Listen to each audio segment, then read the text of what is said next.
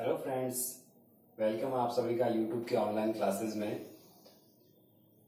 Class 11th के first chapter को अपन study कर रहे थे फिजिकल वर्ल्ड, और फिजिकल वर्ल्ड में अपन स्टडी कर चुके हैं what is physics, what is science. फिर इसके बाद में हमने साइंटिफिक मेथड किस प्रकार से अपन किसी भी फिजिकल फिनोमिना को भी अपन कह सकते हैं फिनोमिना है जो नेचर में हो रहा है, उसके पीछे कैसे साइंटिफिक मेथड अपन अप्लाई करते हैं। तो फिजिक्स क्या है? Physics is all about study of nature and natural phenomenas. और साइंस के लिए अपन ने बोला था कि it is a organized systematic knowledge. ठीक है, फिर इसके बाद में हम साइंटिफिक मेथड के बारे में स्टडी कर चुके हैं। किसी भी फिजिकल फिनोमिना को एक्सप्लेन करने के लिए हमें सबसे पहले कुछ कंट्रोल एक्सपेरिमेंट अपन को करने पड़ेंगे। ओके, फिर इसके बाद में उसका कंट्रोल एक्सपेरिमेंट, पहले ऑब्जर्वेशन, फिर इसके बाद में एक्सपेरिमेंट अपन करें, फिर इसका क्वालिटेटिव और क्वांटिटेटिव एनालिसिस करना जरूरी है। फिर इसके बाद में अपन मैथमेटिकल मॉडलिंग उसकी होती है, उसको कोई फॉर्मूले के अकॉर्डिंग अपन उसको किस प्रकार से डिनोटेट कर सकते हैं। और फिर अपन ने स्टडी किया था उसका प्रेडिक्शन में मीन्स होता है कि इसका अगर हम कैलकुलेशन करें तो उसको अपन ये प्रिडिक्ट कर सकते हैं कि आज के इतने दिन बाद में सोलर एक्लिप्स वगैरह होगा। और लास्ट में हमने फॉल्सिफिकेशन और जो कोई भी अगर फिजिकल फिनोमिना है उसका अपन कह सकते हैं वेरिफिकेशन और फॉल्सिफिकेशन किस प्रकार से आप करोगे। तो ये 6 स्टेप थी हमारी किसी भी साइंटिफिक मेथड को एक्सप्लेन करने के लिए। ठीक है, या साइंटिफिक मेथड से अपन किसी फिजिकल फिनोमिना को एक्सप्लेन कर सकते हैं। ओके, आज अपन स्टडी करते हैं फिजिक्स में दो डोमेन। फिजिक्स में अपन दो थॉट्स कहते हैं कि जैसे मान लो किसी भी फिनोमेना को एक्सप्लेन करने के लिए दो टाइप से अपन कहते हैं थॉट्स रखे जाते हैं। तो 2 पॉइंट्स ऑफ थॉट्स क्या है? फर्स्ट इज यूनिफिकेशन और सेकेंड इज रिडक्शन। यूनिफिकेशन का मीन होता है जितने सारे लॉज हमने स्टडी किए हैं उनको, या फिर अपन जितने सारे नेचर में जो फिनोमेना अपन को देखने को मिल रहा है उनका अपन कैसे एक्सप्लेन कर सकते हैं। ठीक है, एक ही किसी फॉर्मूले के जरिए या एक ही किसी लॉ के जरिए। तो यूनिफिकेशन का मीन होता है to explain various phenomena in terms of few concept and laws. कुछ कॉन्सेप्ट और लॉज के जरिए अपन उस वेरियस फिनोमेना को एक्सप्लेन कर सकते हैं। लाइक सन के अराउंड रिवॉल्व करती है अर्थ। ठीक है, सेकंड, अगर अपन यहां से मार्कर को नीचे गिराएं तो आप देखोगे ये मार्कर नीचे जा रहा है, तो यहां दो फिनोमेना है। एक तो ये कि अर्थ अट्रैक्ट कर रही है किसको? मार्कर को।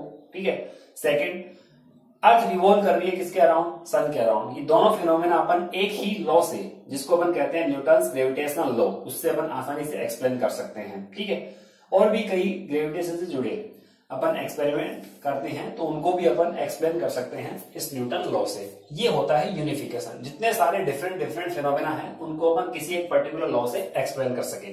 रिडक्शन, तो ये तो यूनिफिकेशन है और इसका अपोजिट रिडक्शन।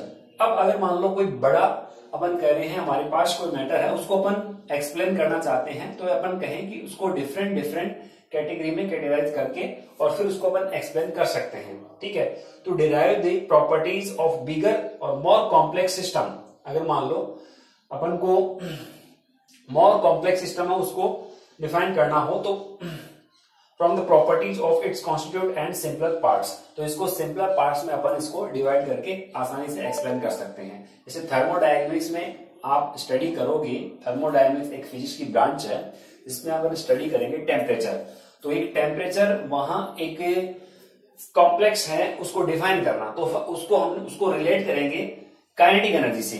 जैसे अपन वाटर को बॉईल करते हैं तो उसकी काइनेटिक एनर्जी मॉलिक्यूल्स की इंक्रीज होती है जिससे टेम्परेचर इंक्रीज होता है। ठीक है, तो काइनेटिक एनर्जी का रिलेशन अपन टेम्परेचर के साथ ऐड करेंगे। तो हम कैटेगराइज करके, रिडक्शन करके और चीजों को एक्सप्लेन कर रहे हैं। तो ये दो थॉट्स अपन नोट करेंगे।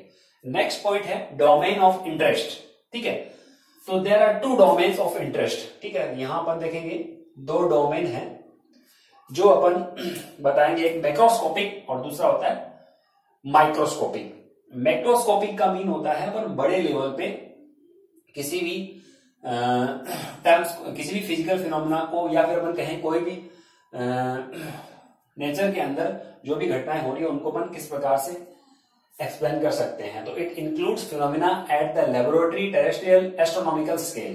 ठीक है, जैसे मान लो अपन कहते हैं अर्थ रिवॉल्व कर रही है सन के अराउंड, डिफरेंट अपन कहते हैं कि हमारे सन से हमारे तक क्या आ रही है, एनर्जी आ रही है। तो ये टेरेस्ट्रियल, ठीक है, जिसको अपन कहते हैं खगोल, एक तरह से अपन कह सकते हैं कि स्पेस में किस टाइप से कोई भी प्लेनेट है वो रिवॉल्व कर रहा है, या फिर अपन कहते हैं जो स्टार्स है उनकी क्या पोजीशन है। तो एक बड़े लेवल पे अगर देखें तो ये मैक्रोस्कोपिक डोमेन में डिवाइड किया गया है इस स्टडी को। फिर माइक्रोस्कोपिक में अपन बोलते हैं बहुत ही स्मॉल लेवल पे, ठीक है, जैसे एटॉमिक लेवल है, मॉलिक्यूलर लेवल है, न्यूक्लियर लेवल है, उस पे अपन चीजों को स्टडी करते हैं। जैसे अपन देखें मास, टाइम, लेंथ, ठीक है। मास की अपन बात करें तो एक है माइक्रोस्कोपिक लेवल, तो अपन देखते हैं इलेक्ट्रॉन का मास, प्रोटॉन का मास, ठीक है, छोटे छोटे पार्टिकल। एटॉमिक लेवल पे अपन अगर स्टडी कर रहे हैं तो वो होगा माइक्रोस्कोपिक,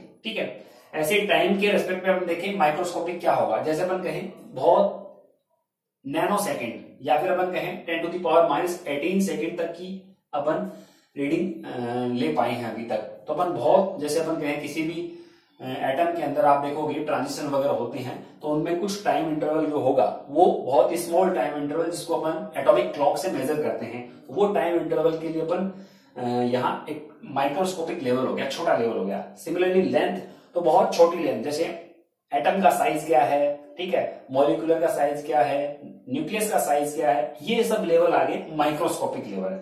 अगर अपन देखें मैक्रोस्कोपिक में तो मास, जैसे अर्थ का मास कितना है, मून का मास कितना है, ठीक है, सन का मास कितना है, तो ये बड़े लेवल पे ग्रेविटेशनल लॉ को अपन फॉलो करके मास फाइंड कर सकते हैं। तो ये बड़े लेवल हो गया, ठीक है। जैसे अर्थ का मास अपन कहते हैं 10⁻24 kg ऑलमोस्ट होता है, ठीक है। तब इतने बड़े मास को अपन, अर्थ के मास को कैलकुलेट करने के लिए कोई ऐसा तो है नहीं कि अपन कोई फिजिकल बैलेंस से हमने इसको नोट किया है, नहीं, इसके पीछे ग्रेविटेशन लॉ है, उससे अपन फाइंड करते हैं। सिमिलरली टाइम अगर अपन मैक्रोस्कोपिक लेवल पे देखें तो यूनिवर्स की क्या एज है, ठीक है, अपन कहते हैं क्या एज है। जैसे अपन कहते हैं कि अपन को पता लग जाता है कि ये वाला जो नमूना है, ये जो सैंपल है, ये आज से 8000 साल पुराना है, ये अपन पता कर लेते हैं। तो इतना टाइम अपन कैसे पता कर सकते हैं, तो ये कार्बन डेटिंग मेथड होता है, तो लंबे टाइम को भी नोट कर सकते हैं अपन। ऐसे सिमिलरली लेंथ है, बड़ी बड़ी डिस्टेंस को अपन कैसे मेजर कर लेते हैं, यहां से सन की डिस्टेंस क्या है, जैसे अपन को यहां से कोई सैटेलाइट लॉन्च करना है तो आपने देखा होगा तो अपन को सारी डिस्टेंस वगैरह पता रहती है। तो ये बड़ी डिस्टेंस को अपन आगे आप स्टडी करोगे पैरालैक्स मेथड से, अपन कैसे लेंथ, बड़ी बड़ी डिस्टेंस को भी मेजर कर लेते हैं। तो अगर बड़े लेवल पे अगर हम देख रहे हैं तो ये मैक्रोस्कोपिक डोमेन बोला जाता है, और छोटे लेवल के लिए माइक्रोस्कोपिक डोमेन। नेक्स्ट स्कोप क्या है, फिजिक्स। तो अपन कहते हैं देयर आर 2 टाइप्स, अपन इसको 2 कैटेगरी में डिवाइड किया है फिजिक्स की स्टडी को, या अपन फिजिक्स को। एक है मॉडर्न फिजिक्स और दूसरे है क्लासिकल फिजिक्स। क्लासिकल फिजिक्स में अपन कहते हैं जो 19वीं सेंचुरी है उससे पहले वाली जो फिजिक्स है उसको अपन क्लासिकल फिजिक्स बोलते हैं, और जो 19वीं सेंचुरी के बाद की जो फिजिक्स है वो कौन सी है, मॉडर्न फिजिक्स में आती है, ठीक है। अब 19 से पहले, जैसे न्यूटन के जो टाइम की थी, क्लासिकल फिजिक्स के जैसे मैकेनिक्स है, तो ये न्यूटन था साइंटिस्ट, उसके कई सारे न्यूटन के लॉ अपन स्टडी करते हैं, कैसे रॉकेट लॉन्च होता है, रॉकेट लॉन्चिंग वगैरह, ठीक है। तो ये सब अपन मैकेनिक्स में स्टडी करेंगे, कैसे पार्टिकल मूव कर रहा है, अपन ये प्रिडिक्ट करेंगे कि ये इतने टाइम के बाद में इसकी पोजीशन क्या होगी, वेलोसिटी वगैरह, उनको अपन प्रिडिक्ट करते हैं, कितनी डिस्टेंस ट्रेवल करेगा, ये सब मैकेनिक्स में अपन स्टडी करेंगे। थर्मोडायनेमिक्स, ये भी अपन क्लासिकल फिजिक्स का पार्ट है, इसमें अपन क्या स्टडी करेंगे, कोई हीट इंजन वगैरह कैसे वर्क कर रहा है, तो ये थर्मोडायनेमिक्स में, ठीक है। टेम्परेचर का एनर्जी के साथ क्या रिलेशन है, ये सब अपन थर्मोडायनेमिक्स में स्टडी करते हैं। इलेक्ट्रोडायनेमिक्स में अपन बोलेंगे कि इलेक्ट्रिक फील्ड और मैग्नेटिक फील्ड दोनों का एक कंबाइंड फॉर्म अपन देखेंगे। किस टाइप से आप देखोगे, फैराडे लॉ, ये 10th क्लास में स्टडी कर चुके आप, फैराडे लॉ, ठीक है, कूलॉम्स लॉ, इनको अपन इसमें इलेक्ट्रोडायनेमिक्स में स्टडी करेंगे, ठीक है। कैसे अपन कहते हैं कम्युनिकेशन होता है एक जगह से दूसरी जगह तक, इलेक्ट्रोमैग्नेटिक वेव है वो कैसे एक जगह से दूसरी जगह तक पहुंचती है, मोबाइल में अपन देखते हैं कम्युनिकेशन कैसे कर पाते हैं, ये सब इलेक्ट्रोडायनेमिक्स का ही पार्ट है। ऑप्टिक्स में अपन देखेंगे, यहां से अपन को मान लो बहुत दूर दूर की इमेज देखनी है, तो आप देखते हो टेलीस्कोप अपन यूज करते हैं, ठीक है, बहुत छोटी मान लो सेल्स की स्टडी करनी है तो माइक्रोस्कोप हम यूज करते हैं, तो ये सब ऑप्टिक्स का ही पार्ट है। मॉडर्न फिजिक्स जो 19वीं सेंचुरी की बात की है उसमें अपन क्वांटम फिजिक्स, जो आगे आने वाला टाइम है उसमें आप देखोगे कुछ ऐसे कंप्यूटर्स अपन देखेंगे जो क्वांटम के ऊपर बेस है, क्वांटम फिजिक्स के ऊपर बेस है, जिसमें अपन कहेंगे स्पीड और ज्यादा इंक्रीज होती जाएगी, तो ये क्वांटम फिजिक्स का पार्ट है। Nuclear physics, nucleus different different अपन रेडियो आइसोटॉप्स बना रहे हैं और उनके क्या क्या एग्रीकल्चर में या फिर मेडिकल में क्या क्या इनके यूजेस हैं। जैसे अपन देखते हैं कैंसर थेरेपी में अपन कुछ रेडियो आइसोटॉप्स को यूज करते हैं, तो ये न्यूक्लियर फिजिक्स की स्टडी के अंतर्गत आता है। एटॉमिक फिजिक्स सिमिलरली, ऐसे ही एस्ट्रोफिजिक्स, जैसे अपन देखते हैं कि अपन प्रेडिक्ट करते हैं कि यहां से अपन को मान लो अपना जो चंद्रयान है या फिर अपन कहें कि हमारा जो मंगल मिशन है, तो अपन ये जितने भी सारे यहां से लॉन्च कर रहे हैं वो सब एस्ट्रोफिजिक्स में ही आता है। ठीक है, तो ये आप इसको नोट कर सकते हो, ये फर्स्ट चैप्टर का ये आपका पार्ट है। तो ये थोड़ा सा ऊपरी लेवल, ऊपर सतही लेवल पे मैंने आपको बताया है। वैसे एग्जाम की पॉइंट ऑफ व्यू से ये इंपॉर्टेंट नहीं है, लेकिन आपको पता होना चाहिए कि अपन फर्स्ट चैप्टर में क्या क्या स्टडी कर रहे हैं। ठीक है, तो फर्स्ट चैप्टर आपका केवल इतना बताता है कि फिजिक्स में क्या क्या आपको मिलेगा। एक तरह से फिजिक्स में इंटरेस्ट क्रिएट करने के लिए फर्स्ट चैप्टर को बताया गया है। तो डियर स्टूडेंट्स, आप यहां से पूरा यहां तक इसको नोट कर सकते हो। ओके,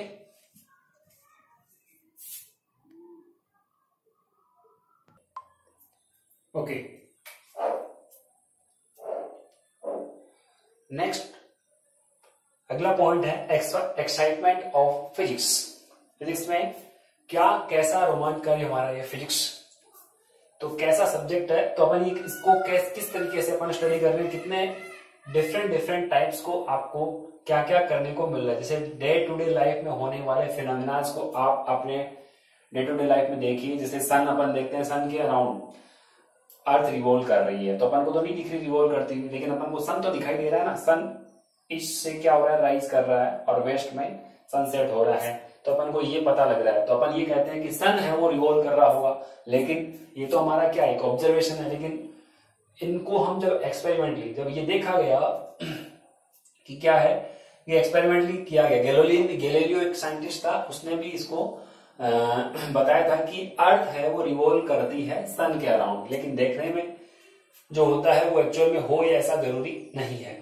एक्सपेरिमेंट अपन को करने पड़ते हैं। जैसे अपन पहले मानते थे कि अर्थ है वो बिल्कुल फ्लैट है, लेकिन बाद में हमें पता लगा कि अर्थ तो क्या है, गोल है, या अपन कह सकते हैं कि उसकी कुछ या अंडाकार कह सकते हैं अपन। आगे आप देखोगे कि इसकी रेडियस है वो इक्वेटर के कंपैरिजन में, जो पोल्स के कंपैरिजन में इक्वेटर पे है वो इसकी रेडियस ज्यादा होती है। तो अपन कह सकते हैं वो अपन को कैसे पता लगा, तो अपन कहते हैं कि जैसे ओशन में दूर दूर अपन देखते हैं कि जो शिप आते थे, जो जहाज आते थे, उनका पहले आगे वाला हिस्सा है वो दिखाई देता था। इसका मतलब है वो कोई इसके पीछे लॉजिक होता होगा। तो ये लॉजिक था कि वो अर्थ कैसी है, गोल है।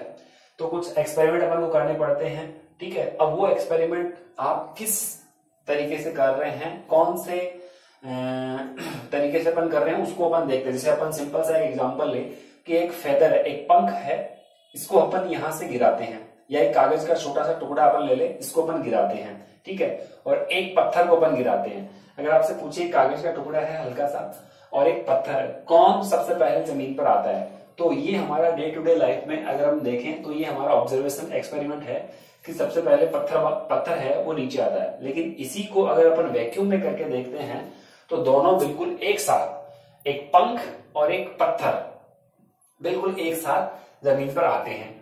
ठीक है, तो ये हमारा एक अलग ही तरीके का अपन एक्सपेरिमेंट कर रहे हैं। तो उसके अनुसार अपन उसको प्रेडिक्ट करते हैं कि क्या है। जैसे अपन जो लॉ है न्यूटन्स का ग्रेविटेशनल लॉ, उसको अपन देखें तो डे टू डे लाइफ में बहुत सारे फिनोमेना अपन को देखने में मिलते हैं। एक्सपेरिमेंट अपन करते हैं, उसका क्या एप्लीकेशंस है और कैसे अपन प्रेडिक्ट कर सकते हैं कि अर्थ का रिवॉल्व करने का टाइम कितना है। ठीक है, उसके अकॉर्डिंग अपन सोलर एक्लिप्स या फिर लूनर एक्लिप्स को अपन पहले ही बता देते हैं कि इतने महीने बाद, इतने साल बाद ये सोलर एक्लिप्स होने वाला है। अभी पिछले दिनों सोलर एक्लिप्स हुआ था, हम सभी ने देखा था। ठीक है, लेकिन ये आंशिक रूप से सूर्य ग्रहण कह सकते हैं।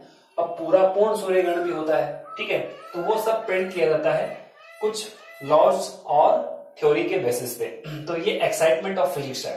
फिर अपन देखते हैं कि फिजिक्स और टेक्नोलॉजी का क्या रिलेशन है, कि फिजिक्स से टेक्नोलॉजी को अपन जनरेट करते हैं, कि फिजिक्स को अपन स्टडी कर रहे हैं, कुछ नेचर के लॉज को अपन स्टडी कर रहे हैं, उससे अपन को एक नई टेक्नोलॉजी मिली। जैसे अपन सिलिकॉन चिप, ठीक है, सिलिकॉन चिप को अपन स्टडी कर रहे हैं तो उससे अपन को एक नई टेक्नोलॉजी, तो अपन कहते हैं जैसे नई टेक्नोलॉजी का मीन होगा जैसे अपन कंप्यूटर वाला एक नया रिवॉल्यूशन आ गया, ठीक है, कि सेमीकंडक्टर इलेक्ट्रॉनिक्स के ऊपर बेस, ठीक है। तो अपन कहेंगे जैसे छोटे छोटे चिप्स होते हैं, जैसे अपन पहले देखते थे मेमोरी स्टोर करने के लिए बड़ी बड़ी कैसेट होती थी, लेकिन आजकल आप देखते हो हमारे मोबाइल में छोटा सा मेमोरी चिप होता है, ठीक है। तो ये सिलिकॉन चिप से अपन क्या है, एक नई इलेक्ट्रॉनिक्स जो एक टेक्नोलॉजी को हमने जनरेट कर लिया। या फिर अदर एग्जांपल में ले तो इलेक्ट्रोमैग्नेटिक इंडक्शन, इसको अपन फिजिक्स में स्टडी करते हैं, इस थ्योरी को जो फेराडे ने दिया था, इलेक्ट्रोमैग्नेटिक इंडक्शन। तो इससे अपन नई टेक्नोलॉजी कि हमने एसी ट्रांसफार्मर इससे बना लिया, ईएमआई इलेक्ट्रोमैग्नेटिक इंडक्शन से एसी ट्रांसफार्मर जो अपन देखते हैं हमारे घरों के बाहर वो लगे हुए ट्रांसफार्मर वगैरह, जनरेटर, एसी जनरेटर, तो अपन एसी और डीसी जनरेटर है वो बना सकते हैं। तो हमने नई टेक्नोलॉजी इजाद कर ली with the help of physics. इसका अपोजिट भी ट्रू है, टेक्नोलॉजी से कई बार नई फिजिक्स की ब्रांच है वो निकल के आती है। जैसे टेक्नोलॉजी, हमने एक हीट इंजन को बनाया, अब हीट इंजन से कैसे वो वर्क करता है, क्या टेम्परेचर है, कैसे अपन उसका प्रेशर वगैरह, इन सब के बेसिस पे एक नई ब्रांच बनी जिसे अपन कहते हैं थर्मोडायनेमिक्स, ठीक है। वो अपन 11th क्लास में थर्मोडायनेमिक्स स्टडी करेंगे, ठीक है। तो ये टेक्नोलॉजी से न्यू फिजिक्स का फॉर्मेशन है और ये